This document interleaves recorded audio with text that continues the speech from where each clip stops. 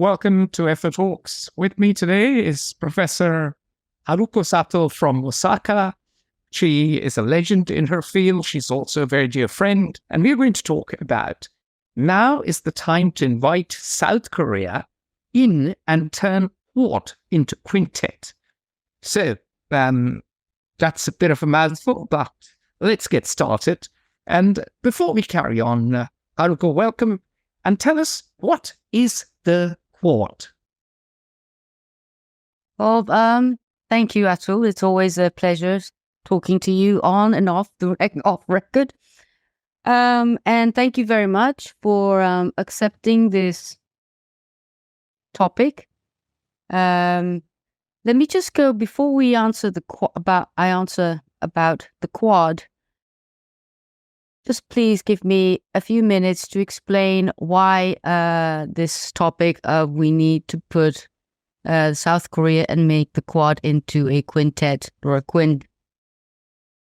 It actually came up with a few years back when I was working with my South Korean friends, that it was really, the Quad was kind of, what shall I say, not really taking off. That was one. And what we sort of realized was that if you look at the Quad, which is a combination of the United States, Japan, Australia, and India, these four countries do not have a very long bilateral sort of relationship of working together in any sense of the word. They have bilateral relations, each particularly with US Japan or US Australia. But India obviously was a very much of a new addition to whoever's strategy that it was reflecting. But at the same time, I think one of the things that we were discussing, my friend and I were discussing, was that it doesn't really make much sense if we're thinking even about the Indo-Pacific or Asia-Pacific in the older definition of how the United States in particular projected its sort of security reach and so on and so forth, was that if you don't have South Korea in it, it doesn't really make sense in security terms, or even in political economy terms, partly because both Japan and Korea are democracies and also very, very close allies to the United States. So the combination at least seemed, at the time when the idea of the Quad came up, might have made sense, partly as something of a future-oriented way of restructuring or transitioning the sort of the regional order. But nonetheless, in order to implement anything that's substantive, or even if it's not just on security, but on infrastructure building or other non-traditional security issues that very much still concern this region, is that South Korea has to be in it. It didn't really make sense even as a... Sorry. No. So what you're saying, Quad, is a grouping of India. You've already answered the question. Japan, Australia, and the US. And you're saying that these four haven't really managed to take this grouping off, this arrangement, whatever it is. Some think it could be a security alliance. Others think it's a nice club of friends. Still others want it to provide tsunami relief as and when the tsunami strikes, and so on and so forth. So no two, maybe the Australians and the Americans have a clearer view, or a closer view because they are Anglo-Saxon allies, but the others don't really have clarity on what exactly is a Quad. And you're saying that were the Quad to take off. And let's face it, this is fundamentally a grouping concerned about China. It may not be trying to contain China, but it certainly is concerned about China. And in that grouping, you have to have South Korea, which has North Korea on its borders, China next door, and which, frankly, apart from Taiwan, is at the greatest risk from the Chinese in military terms. And so, would that be fair to say? Of course, I'm being the classic Oxford debater and making things as simplistic as possible, I suppose. No. I think you've summarized the situation far more eloquently than I have. But yes, I think it's South Korea, and it's not just on sort of out of security concerns. It's really about, at least if the Quad was also trying to become a grouping that stands for something, or it does something useful, then at least it needs to inspire some sort of imagination or prospect or hope that, yes, these countries would be able to do A, B, and C. But it just doesn't seem to be doing that, for one. And apart from, as you say, the United States and Australia having the sort of more historical Anglo-Saxon ties, you have the other very major alliance between the United States and Japan, which I think qualitatively serve a completely different purpose from how what, say, the US-Australia security ties do.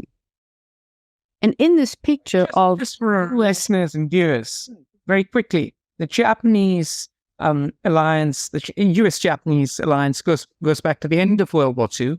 And Japan was rebuilt by General Douglas MacArthur.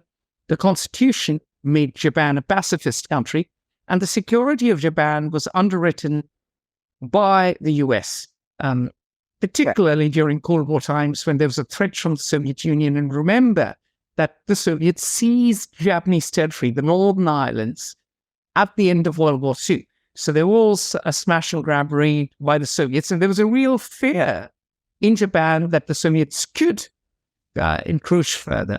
And after the Soviets have left, the Chinese have replaced the Soviets as the new threat, and Japan lives under the US security umbrella. Over to you, Haruko.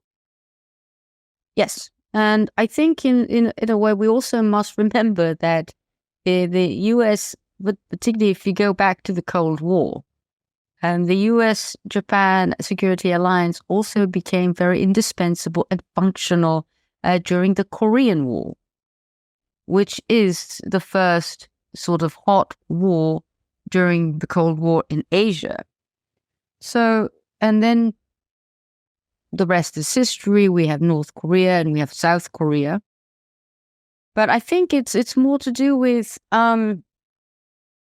not so much with the security umbrella per se. I mean, that's very much true even to this day, that Japan relies heavily on America's sort of extended deterrence. But the same applies for South Korea, and also the trajectory of development in South Korea, its own sort of efforts at overthrowing the military regime and becoming democratized, and so on, and then becoming the next, or the next sort of Asian success economically, I think put Korea also in a very unique, if not a unique position, an important position in terms of how the United States had led this region to recover, redevelop after 1945, but also particularly after the Cold War. So I think this is, and it's really not about that sort of security concerns are definite, but then at the same time, South Korea has different security perceptions, say, towards North Korea, and as well as... they have a land border, which Japan does not. They have a land border, which Japan does not. They are very close to China. They are more vulnerable to an amphibious assault by Chinese troops. They are also more vulnerable to missile attacks and drone strikes. At the end of the day, Japan has the sea to protect itself. Well, actually, these days, the perception change of Japan towards North Korea, as you know, occurred in the late 1990s, 98, when the Tepodon missile from North Korea flew over Japanese airspace. So for us, and I think also for South Korea, missiles are real. The threats from missiles are very much a real thing. In fact, this is something I heard really sort of in Korea about in one of the crises in 2018, I think, that the Koreans thought that the missiles from North Korea would overshoot South Korea and actually go to Japan. So, in any case, the difference in the temperature of the threat perception aside, the reason I think South Korea's role, position is quite important and it merits a lot more attention is because we are seeing this sort of talks of order change, of this hegemonic rivalry between the United States and China, and the weather. Of course, there's a book by Graham Ellison, The Thucydides Trap. Yeah, well, that's a bit... I don't really subscribe to that. That's a very Westphalian way of looking at China. And indeed, because of it, I think, sometimes we all get into this self-fulfilling prophecy. If you start talking about these things turn out the way that, you think that you want to avoid. I don't think this US-China rivalry at the moment was inevitable at all. I think there were other possible junctures where engagement with China, particularly over the early 2000s, could have been managed better. But here we are. And that is all the more reason why this Quad exists partly, and even though, yes, everybody denies that it's not about containing China, I think it's also you have to understand the feeling of the Chinese feeling that, this is a way to encircle us. So in that very quickly, tell us a little more. Sorry to interrupt. Tell us a little more about the history of the Quad. As I understand it, Japanese Prime Minister Shinzo Abe, the late Abe-san, came up with this idea. As I understand it, he had a certain original wish. What was this wish? Well, in the early 2000s, well, not early actually, it's after when Prime Minister Abe became the Prime Minister for the first time in 2006, there were several sort of efforts that was also inherited from the previous Koizumi, Prime Minister Koizumi's administration of redefining certain sort of tools and directions and concepts, objectives of Japanese foreign policy. So traditionally, it was, of course, Japan's official development assistance, so ODA, which is Japan's main foreign policy tool. But at the same time, Prime Minister Abe was very much, I suppose, in a way, saw, at least had the vision to imagine what the world might be in a decade or two. And so he came up with the idea of the diamond, basically. It was also, of course, driven by Japanese trading patterns and also the pending sort of economic competition with China. So in a way, that was the way that Prime Minister Abe envisaged a sort of a greater cooperation and coordination between United States, of course, but Australia and India.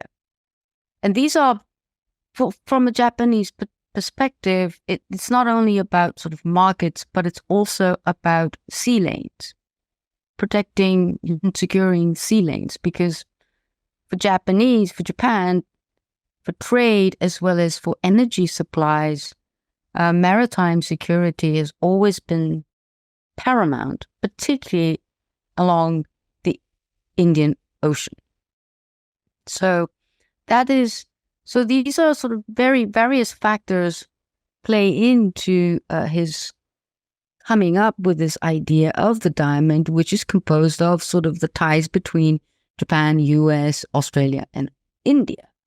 So from a Japanese perspective, in terms of focusing on that maritime sort of link, I think the diamond or the Quad made sense. And I think it still makes sense. The purpose, however, it has become or is now being seen to be encircling China, at least from a Japanese perspective, there is a line of logic that it was very much concerned about securing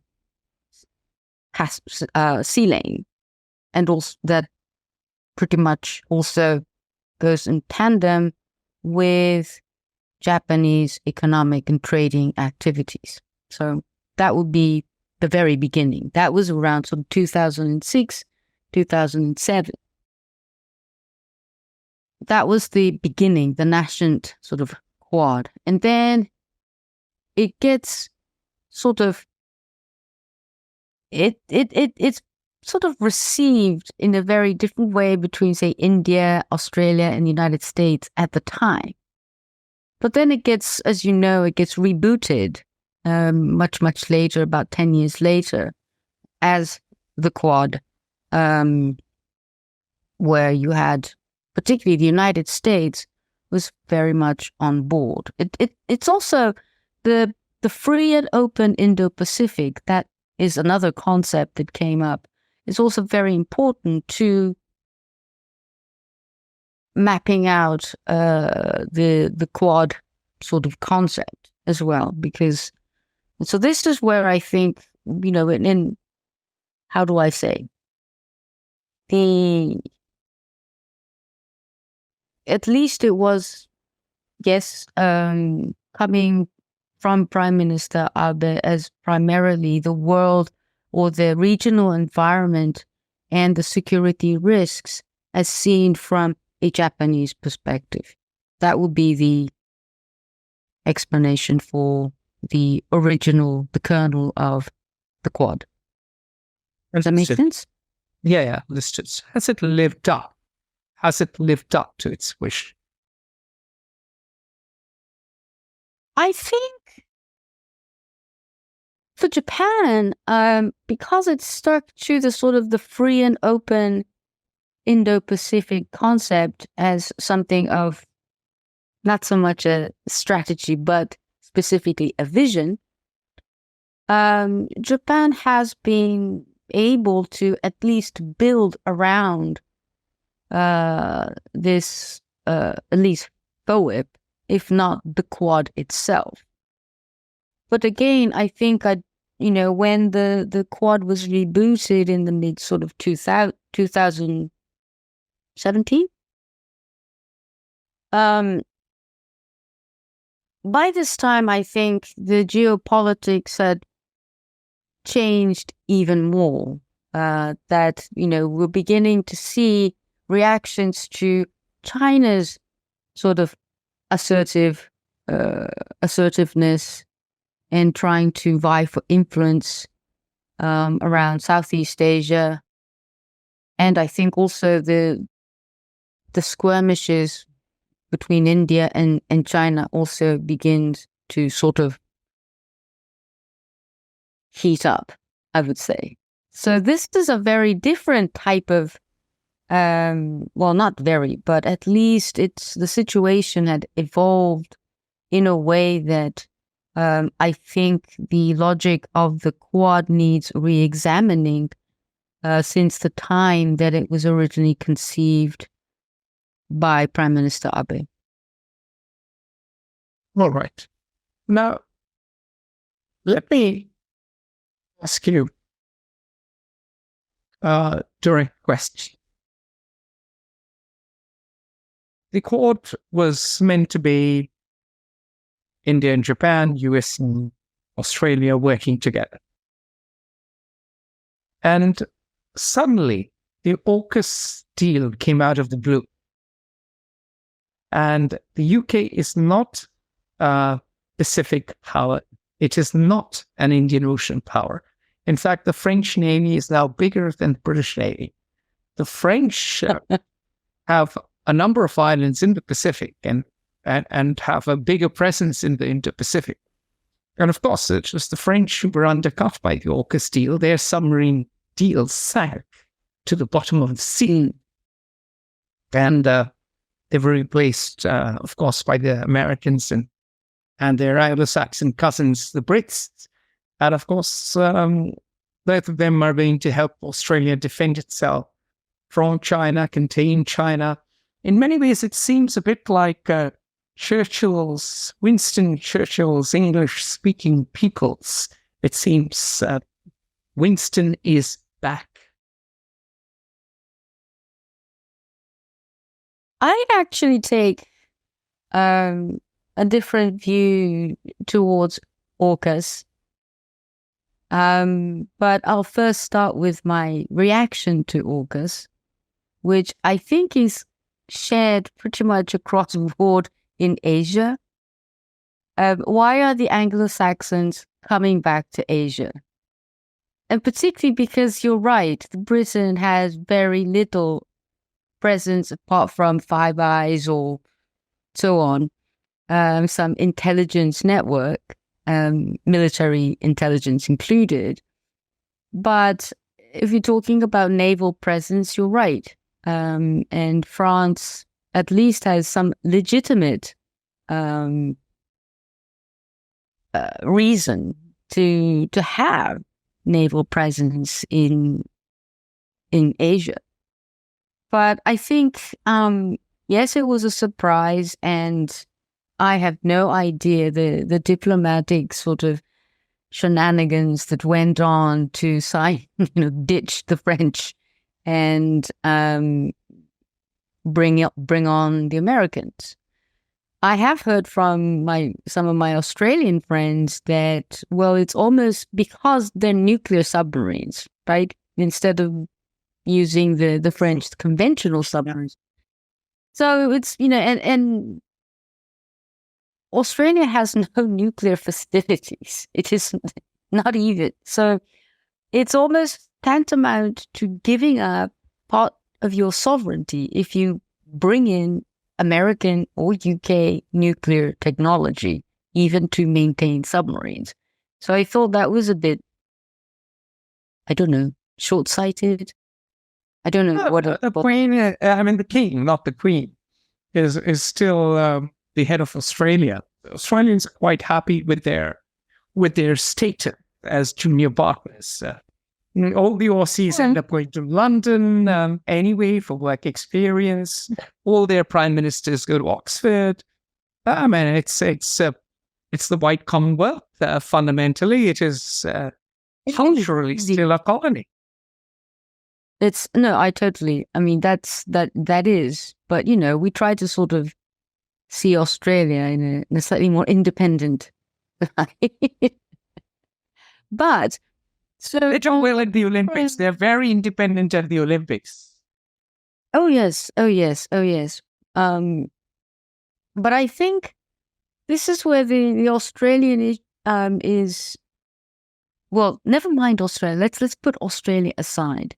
The way that I saw AUKUS in a slightly more sly way was to have a way for the US, the United States, to be able to bring Britain and Australia under their control. Because it was a bit, when AUKUS was announced, it was still sort of post-Brexit Britain, and Britain was sort of chasing its past glory as the imperial power and so on and so forth. And, they were very eager to join CPTPP after leaving EU. And so I think... Just explain the treaty you just mentioned, because a lot of people don't know what it is about. What treaty? The CP. Oh, the CPTPP. Sorry. Okay, so the CP, Comprehensive and Progressive Trans-Pacific Partnership. This is a free trade framework, which is the successor to the original TPP, Trans-Pacific Partnership, which... Done from torpedoed after coming to office. Yes. So after this, Japan, sort of Abe-san basically took up the lead to reboot it as CPTPP. And the difference between CPTPP and, say, the other trade regimes that are in discussion, like RCEP or IPEF, CPTPP they're very much about rules and regulations and standards that are quite strict. They're very much compatible with some of the EU trading rules. So to accede to CPTPP, you will be subjecting your country to, stricter rules, say, or quality control measures that many of at least some of the Southeast Asian countries have not been subject to in the past. So it is seen as something that will bring up the standard of trading practices, as well as goods, quality of goods, standard of manufacturing. So that's quite important. In a nutshell, Britain wanted to be back in Asia. Britain wanted to be part of any free trade agreement and a security agreement. And does it undermine the Quad? Because none of the ASEAN states have been invited into the Quad, and they have an interest in a free Indo-Pacific. For instance, the Philippines are having a bish-bash-bosh with the Chinese all the time at sea. The Philippine Navy clashes with the Chinese Coast Guard. And the Vietnamese have had tensions with the Chinese. And there's an argument to be made that these states could be a part of a larger treaty. Well, I think there's something to do with the Quad when it was rebooted, and it was seen very much as, the United States taking the initiative.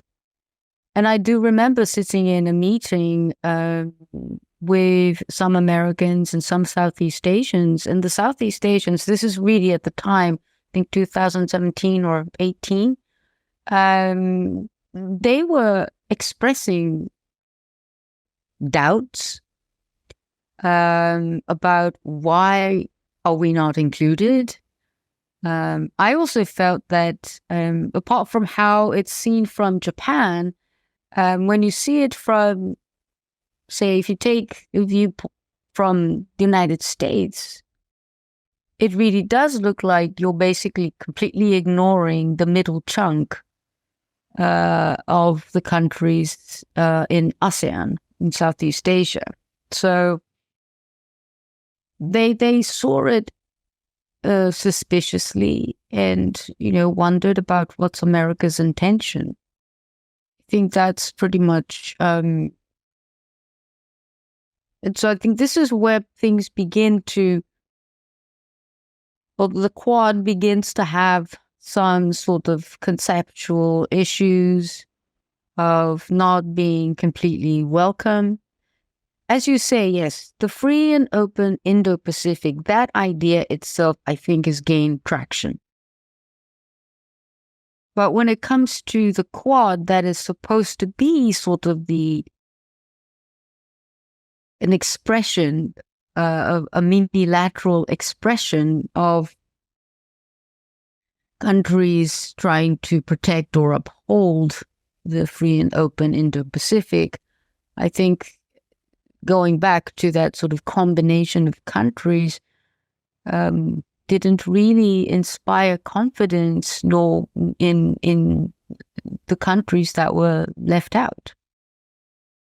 So let me go back to South Korea, because the core argument is South Korea should be a part of Quad should turn into a Quintet. Fine, but South Korea has a delicate balancing act.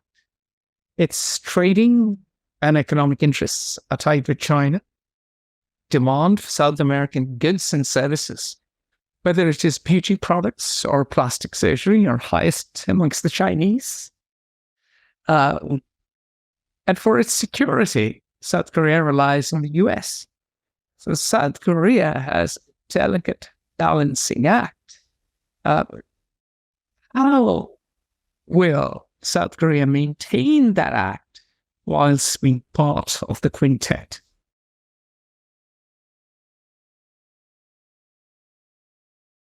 Well, apart from the political pendulum that is South Korean domestic politics, much where like every ex-president seems to go to jail for corruption. I think it's really if you talk about the balancing act,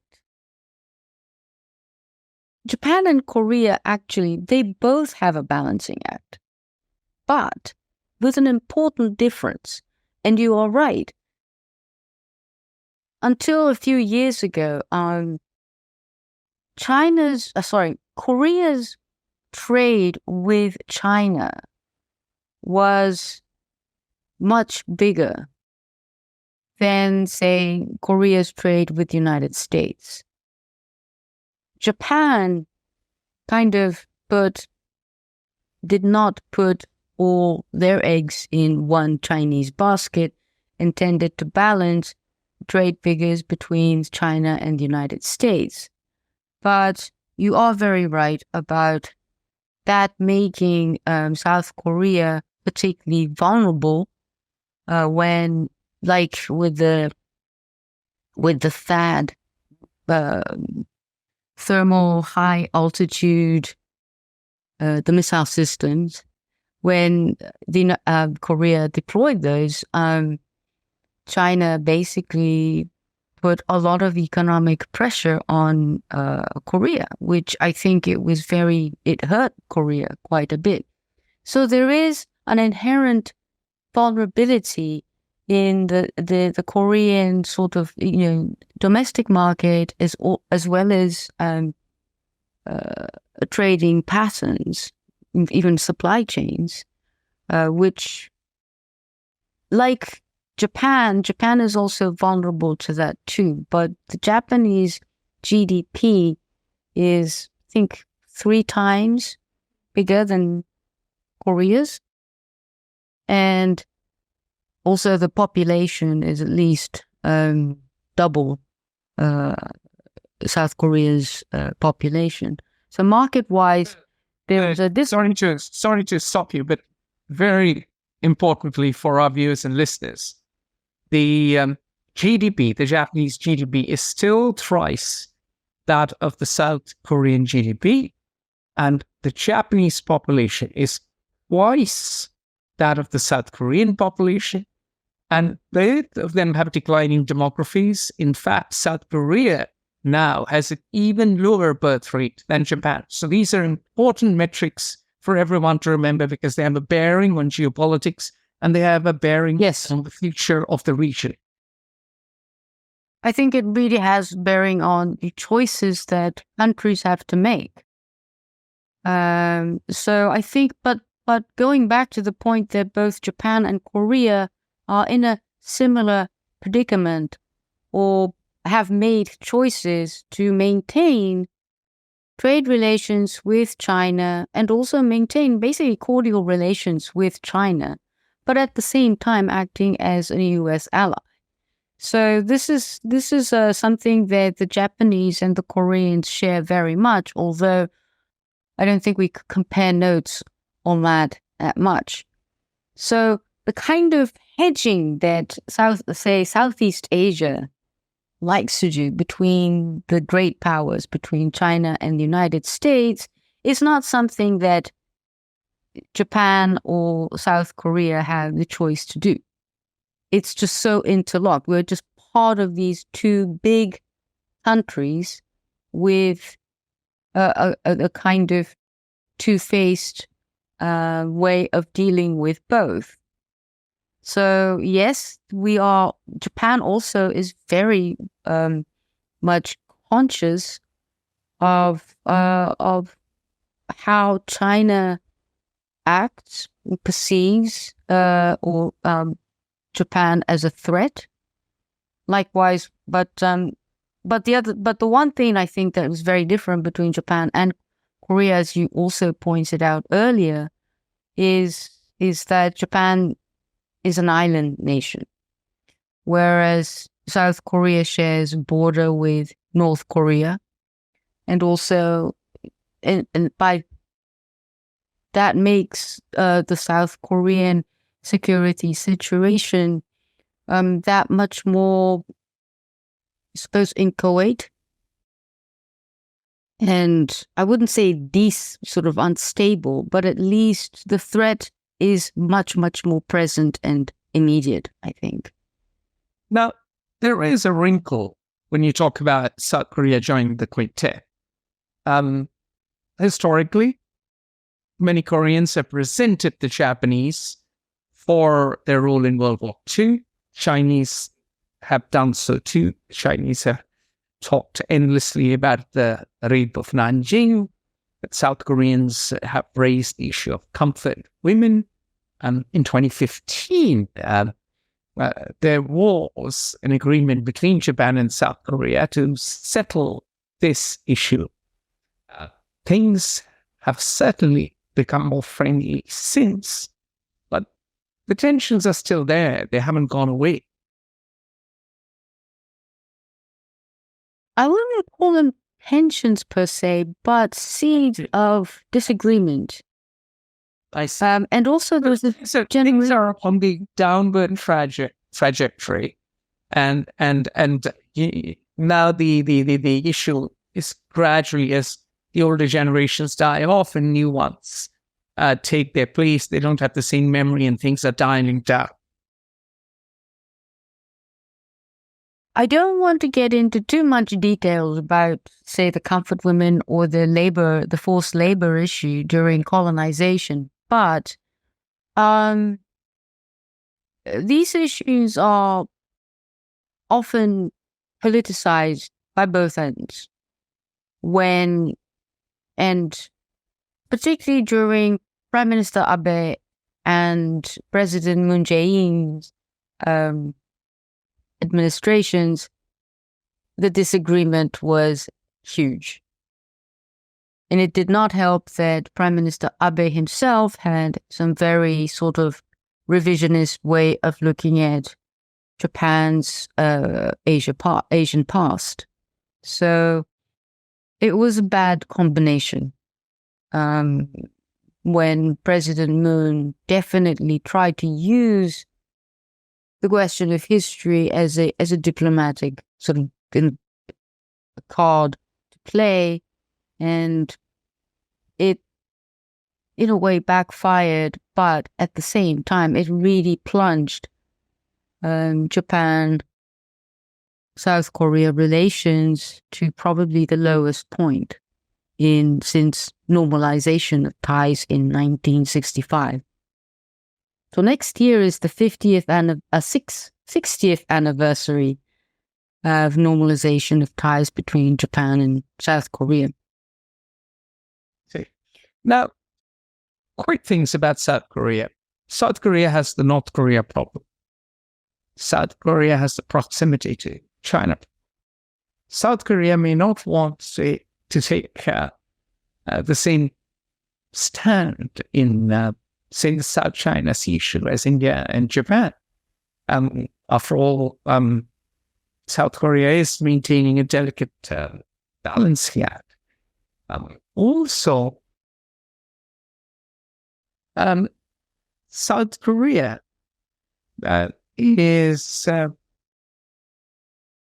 is perhaps arguably more deep enmeshed in the American security architecture, thanks to the legacy of the Korean War.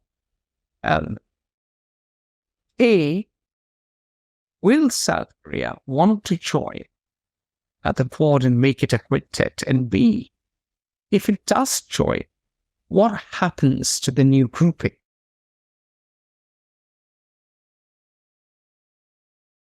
Well, I think, as I mentioned, I probably wasn't able to explain it very clearly earlier, about a different international context that surrounds the new rebooted Quad in the present, the present sort of Quad that doesn't seem to be inspiring anybody. Never mind what the Quad is or isn't able to do at the moment, but I think the choices that are open to South Korea when it comes to, for example, riding through this order transition until, say, the US and China agree to some semblance of balanced relationship instead of endlessly sort of entering into this cycle of militarization, threats, and so on. I think it's, and this is my view, I think it's in the interest for South Korea to be at least attached or part of this rather loose association. You can also make the same argument about the G7. G7 also has a very interesting history, right? Of trying to put Russia, trying to put China, and then... And G20, where do we go? G20 is a mishmash. G20 is as... Well, so long as the G20 countries, or at least not that, are happy with, or they think that they get things done, I think it's fine. But when it comes modern to UN, isn't it? In a way, it seems to be the modern UN. Let's hope. But I think this is me thinking in terms of what would be in the long, at least in the long or middle term interest for South Korea. Is probably, and you're right, they may not be interested in taking part in the disputes in the South China Sea because they are not party to it anyway. But I think it's also, by the same token, Quad doesn't really try to do anything in the South China Sea anyway. That is more like fundamentally an American problem that President Obama decided to sort of leave behind. But why do you blame Obama for it? Well, I don't know if you remember, he was talking about pivot to Asia, right? Of course, I remember. I wrote about it. Remember, I wrote about Asia pivots. Right. But the pivot to Asia was, we used to sort of wonder, what in Japan, what is pivot to Asia? What is America doing for us? Oh, they were beautiful And the words. He gave a great speech, Haruko. You expect too much from the now aging statesman, but at that he's young and green behind his ears, and he gave good speeches. What more do you expect? Well, I think this is where, it's very, as I said, there are missed moments in how to establish a relationship, a proper relationship with China. And it was really during President Bush and President Obama's time when China was beginning to test how much it can go.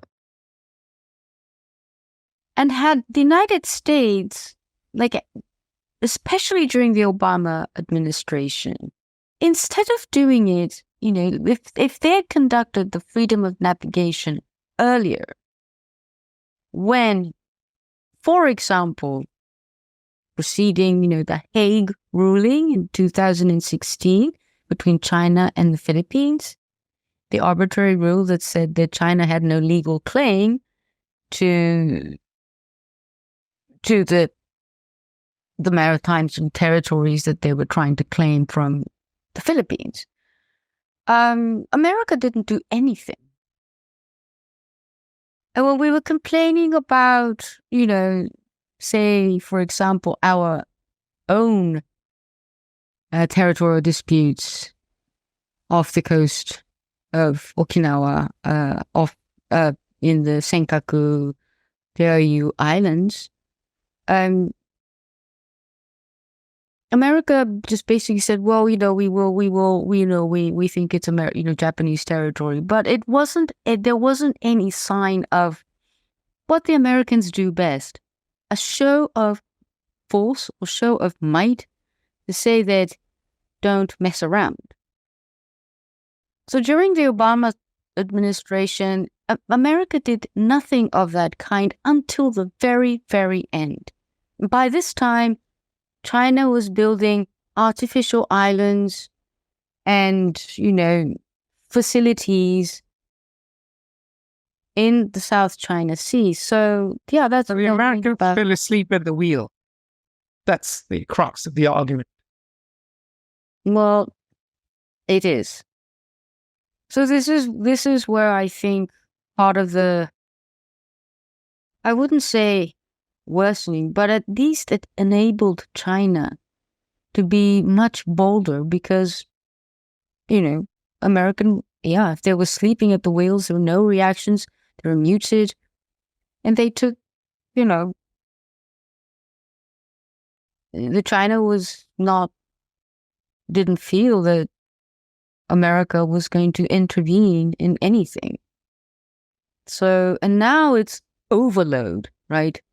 The whole American reaction is from Taiwan to the chips war. It's sort of like overdoing or overcompensating for what they didn't do 10 years ago. So final question. That's the way. Yeah. Yep. So the final question. And it's a repetition. If South Korea comes in, does the Quintet become a significantly different beast to the Quad?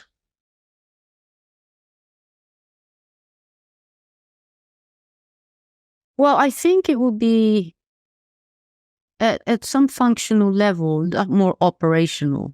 There's probably a lot of overlaps between what Japan and South Korea do as development policies, public health, those kind of things. I think there's more, choices of things that Japan and Korea with, say, for example, United States or Australia can actually do together. So like quality infrastructure. They could offer a more cohesive alternative to the Belt and Road Initiative by pooling together resources. Yes. And the one that makes sense, the one that people know, like, for example, Southeast Asians know that Japan, Korea, and China do infrastructure work. They know. Yeah. So it's a kind of a familiarity that strengthens, at least inspires the idea that, okay, these guys are working together, makes sense. But at this current composition of countries, one that still needs a lot of infrastructure work, another one that may give, humanitarian aid, but isn't a big player per se in public works, and then the United States and Japan, it's a sort of a smorgasbord. I don't like the word, but a smorgasbord, which it just So if the South Koreans join the party, they'll bring Korean practicality, the sort of practicality that has made Busan the world's biggest manufacturer of ships. Yeah. No, I mean, I think it's just that sometimes, branding is important, right? That you see like a Barack logic. Obama.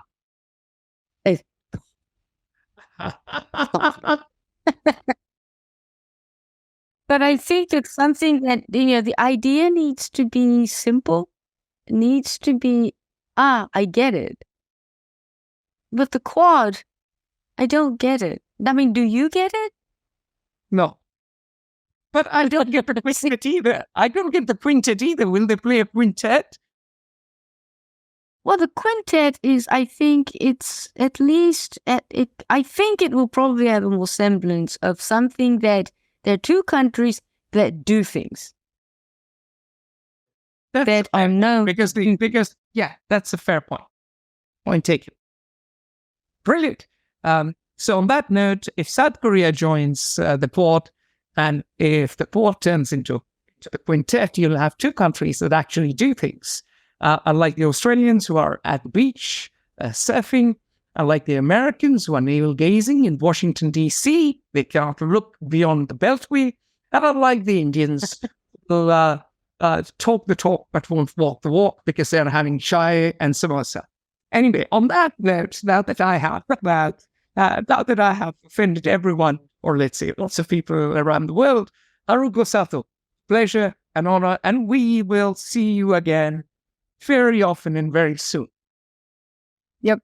Thank you. Thank you so much, Atul. Always a pleasure. Join the conversation at Fair Observer and subscribe to our YouTube channel.